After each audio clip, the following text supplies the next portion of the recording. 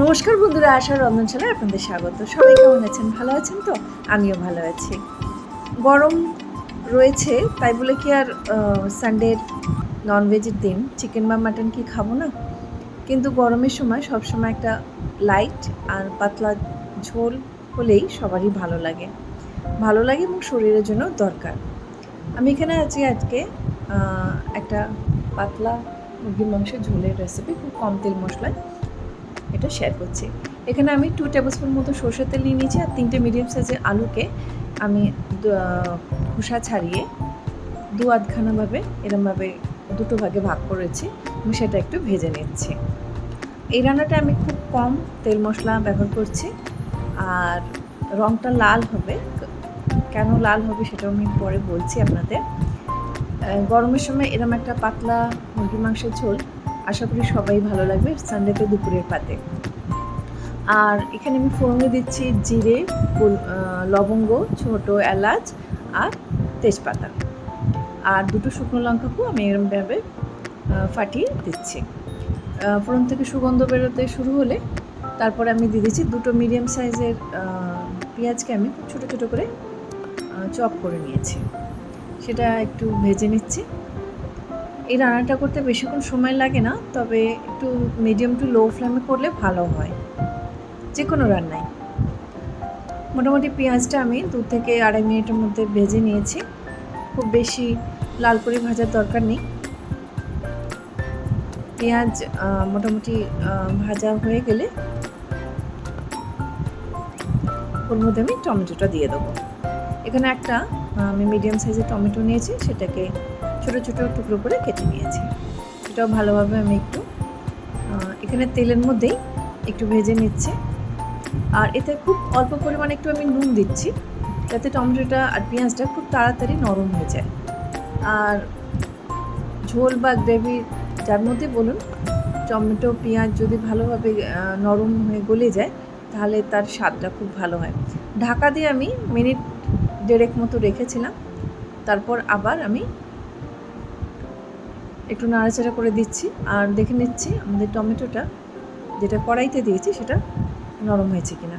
হ্যাঁ, মোটামুটি নরম হয়ে গেছে। এবার আমি 1 টেবিলস্পুন মতো আদা, রসুন আর কাঁচা লঙ্কা বাটা দিচ্ছি। এখানে 2টো কাঁচা লঙ্কা, 5 কোয়া রসুন আর 1/2 ইঞ্চি আদা দিয়েছি। আর দিলাম 1/4 চামচ মতো হলুদ, 1/2 টিস্পুন মতো লঙ্কার গুঁড়ো আর 1 টিস্পুন মতো Kashmiri red chilli powder, 1/2 teaspoon মতো ধনে গুঁড়ো দিয়েছি। এইটুকুই মশলা লাগবে, আর বেশি মশলা দেওয়ার দরকার নেই। দিয়ে খুব ভালোভাবে মশলাটা আমি কষিয়ে নিচ্ছি।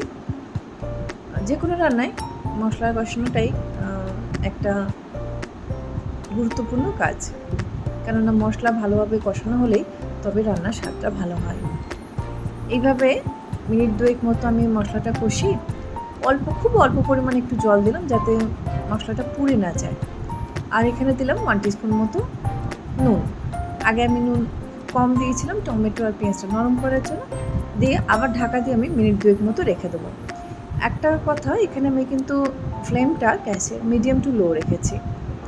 এবার দেখুন তেলটা কেমন উপরের দিকে উঠে এসেছে, তার মানে আমাদের মশলা কষানো রেডি হয়ে গেছে। তা খুব ভালোভাবে আমি একটু নাড়াচাড়া করে দেখে নিচ্ছি। মশলা কষানো রেডি। এবার আমি এখানে নিয়েছি প্রায় 700 গ্রাম মতো চিকেনটা মশলার সঙ্গে খুব ভালোভাবে নাড়াচাড়া করে নিচ্ছি, যাতে চিকেনের মধ্যে মশলার সব স্বাদটা ভালোভাবে আসে। আর এরমভাবে কষাতেই আমার মনে হয় চিকেন অনেকটাই সিদ্ধ হয়ে যায়, কারণ বেশিক্ষণ তো সময় লাগে না চিকেন রান্না করতে। আর সানডে হলেই আর যাই হোক, মনটা তখনই বলে যে চিকেন বা মাটন খাই, কিন্তু অনেক সময় অনেকের প্রবলেম থাকে মাটনে, তাই চিকেনটা রান্না করি আর প্রেফার করি আমরা। ঢাকা দিয়ে আমি 3 মিনিট মতো রেখে দিয়েছিলাম। 3 মিনিট পর আবার ঢাকাটা খুলে আরেকটু আমি নাড়াচাড়া করে দিচ্ছি। দেখুন পেঁয়াজ আর চিকেন থেকেও কিন্তু অল্প পরিমাণে একটু জল বেরিয়েছে। তাতে মোটামুটি চিকেন আমাদের প্রায় 70% মতো, 70 কেন 80% মতো কুক হয়ে গেছে। কিন্তু ওই যে বলেছিলাম ঝোল তো খাবো না আমরা, মুরগির লাল ঝোল যেটা বলে আলু দিয়ে, আর বাঙালিরা আলু দেবে না তা বললে তো আর হয় না। ভাজা আলুগুলো এবার আমি চিকেনের মধ্যে দিয়ে দিচ্ছি। আলু ছাড়া বাঙালি ঠিক চলে না, তাই না? এবার সব কিছু আলু চিকেন খুব ভালোভাবে আমি মশলার সঙ্গে কষিয়ে নিচ্ছি একটু। এখনও কিন্তু আমি খুব বেশি পরিমাণ জল দিইনি। মশলা কষার সময় আমি খুব কম পরিমাণ জল দিয়েছিলাম যাতে মশলা না পুড়ে যায়। এবার এরমভাবে কষানোর পর আমি আবার ঢাকা দিয়ে মিনিট 4 মতো রেখে দিয়েছিলাম। 4 মিনিট পর আমি ঢাকা খুলে সব রান্নাটাই কিন্তু মিডিয়াম টু লো ফ্লেমে হচ্ছে, হাই ফ্লেমে করিনি। হাই ফ্লেমে করলে এতক্ষণ না আমাদের চিকেনের গ্রেভির তলাটা ধরে যেত যদি হাই ফ্লেমে থাকতো। মিডিয়াম ফ্লেমে রান্না খুব ভালো হয়, সময়টা একটু বেশি লাগে। এবার আমি এখানে দিয়ে দিলাম প্রায় 1 কাপ পরিমাণ জল। জলটা কুসুম কুসুম গরম ছিল। একটু গরম জল দিলে যে কোনো রান্নায় যেমন তাড়াতাড়ি রান্নাও হয় আর তার স্বাদটাও ভালো হয়। প্রায় 1 কাপ পরিমাণ জল দিয়ে আমি ঢাকা দিয়ে আরও 5 মিনিট মতো রেখে দিয়েছিলাম।